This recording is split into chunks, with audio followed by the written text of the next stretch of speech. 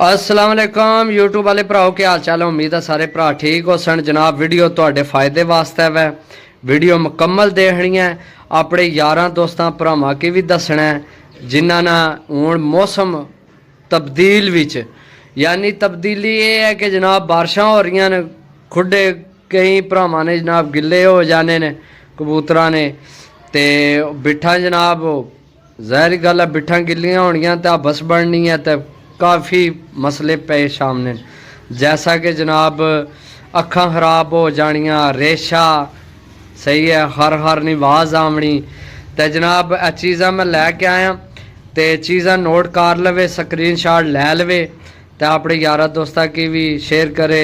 ये सदका जारिया होना मेरे भरावो। सानू वीडियो बनाना इक्को ही मकसद है, इक्को ही फायदा है कि भरावां ने कबूतर बच जावन। सही है। तो जनाब ये फ्लैजल इंजैक्शन है, 1 किलो पानी की तादाद मैं तुहानू दसा, बाकी अगर तुहानू पता है तुहाडे अगर 2 किलो पानी लगना है, 3 लगना है, फिर उस हिसाब नाल चीज़ां की तादाद वधा लैनी है। फ्लैजल इंजैक्शन है जनाब 5 cc लैना है, 5 cc 1 किलो पानी में 5 cc पाना है। सही है, चेक कर लो जनाब, फ्लैजल इंजैक्शन है 1 किलो पानी में 5 cc पाना है। अच्छा जी, उस तो बाद जनाब नोवीडेट 1 किलो पानी में 1.5 cc इस्तेमाल करना है। नोवीडेट सही है, चेक कर लो जनाब, नोवीडेट इंजैक्शन है भी 1 किलो पानी 1.5 cc इस्तेमाल करना है। ठीक हो गया।